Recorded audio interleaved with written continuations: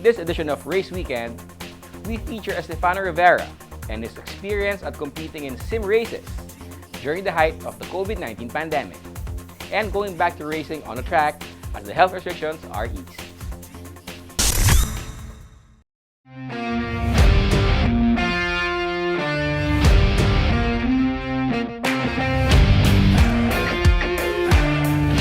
Like everything else, local motorsport has been heavily affected by the COVID-19 pandemic.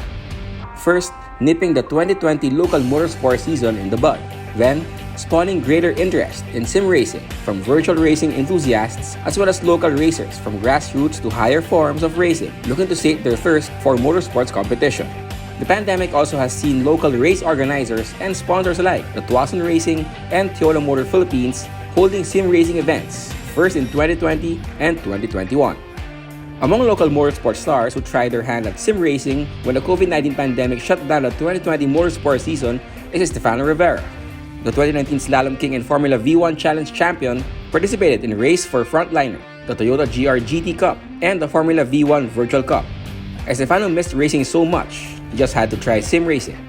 Habang walang karera outside, kahit syempre due to the pandemic, nakate rin kami, kasama ako doon na to join one of these races, this virtual cup races. And actually besides na for fun siya, it also made me learn a few things na even sa virtual race track matututunan mo. So it was a fun experience, and being competitive was a bonus because it was really fun. Even for an experienced and champion racer, racing on virtual tracks proved a tough learning curve for Estefano. Well, sa akin, actually mas kailangan mag-practice compared to the real-life racing. Sa virtual, it's very more, for me, very, very competitive kasi everyone, has fortunately, if they have a TV, simulator, it's easy for them to practice for hours. Unlike pag nasa racetrack ka, you have to rent the racetrack, go there. So, konting seat time lang. But here, halos unlimited seat time. So, I actually learned from the top racers, sila Luis Moreno, Russell Reyes, my teammate dyan in Avengers, si Inigo Anton, for really professional sim racers with their equipment, and they've been doing it for years. So, I actually learned from them kasi it's different driving style with the real races. Motorsports, racing on the real tracks and courses, slowly made a return in 2021, even as interest in sim racing continued to grow with more virtual races being held, including the Toyota GR GT Cup and the Formula V1 Virtual Cup. Estefano was among those who regularly crossed over from virtual to real racing. When Toyota decided to resume the Vios Cup, Estefano found himself being conscripted by Cosco Oben to race for the Avengers racing team. The invitation came with expectations for a championship. Expectations, syempre, not just for me, pero yung team rin namin, yung Avengers Racing, our expectations and goals are to win the championship, to be first overall. Kaya Butis, I was very blessed. Kaswerte sabi ni Boss Cosco last minute yun na we need a super sporting driver. Kasi yun, joke pa niya ako na syempre champion, pero let's do it the right way. So siguro he told me a month before the first leg. Kasi at that time it wasn't sure yet dahil na pandemic, hindi pa sure Toyota was gonna push through. Tapos yun, we just prepared immediately, we made sure yung kotse from 2 years ago, kasi walang karera 2020, was still okay. At tawag doon, we checked all the parts, everything. Tapos ako syempre, prepare na rin ako physically, hindi na nasanay sa bahay, walang exercise. So yun na, we really prepared. Estefano emerged as overall champion of the super sporting class of the Toyota Gazoo Racing Vios Cup, winning 4 of the 9 races held over 3 legs, coming in second thrice, third once, and finishing out of the podium in just 1 round, race number 3. Actually, yun nga, it was a good race because from that position 14, we finished first at the race. Mga last 4 laps to last 5 laps, nalustan ko si Gerard Lloyd at that time. So it was really nice, a good race. Yung nga, the problem was yung during scrutineering the weighing area, we were underweight na mali sa computation ng paglagay ng gas by 5 kilos, 6 kilos. So small margins pero yun, sayang yung points. So how did it feel racing under COVID-19 pandemic restrictions? Well, different siguro in a way it was the safety precautions. Tapos just to go to practice, kailangan ng PCR test, those kinds of stuff, safety protocol. Pero regarding yung kami as racers or the competition, it was actually parang nothing different.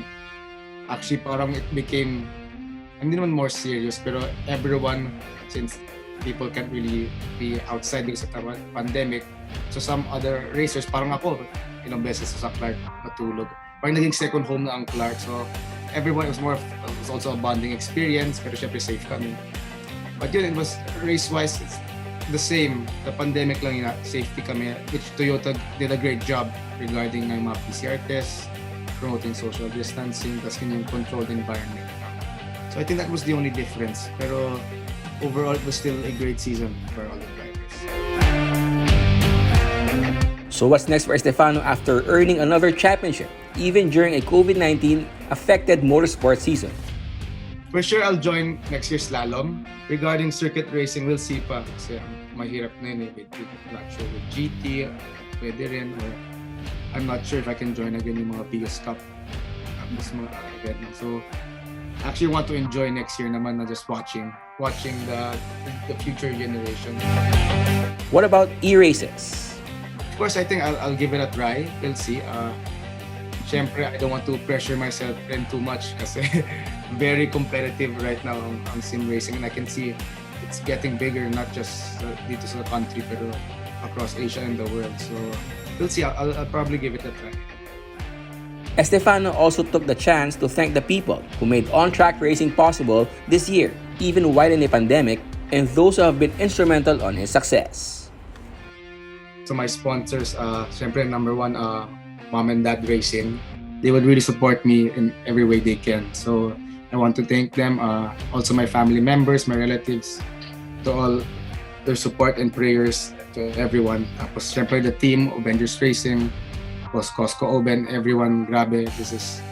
This championship really was a whole team effort, so I want to thank them. And siyempre to TMP, to Wasson Racing for making another great event. And hopefully sana matuloy the biggest cup. And also to Wasson Racing for these events right now in the virtual racing world, sana rin they will excel in the future. As for slalom, also Race Motorsports, Tita Bing Bang, see you next year. Most thank you God for everything.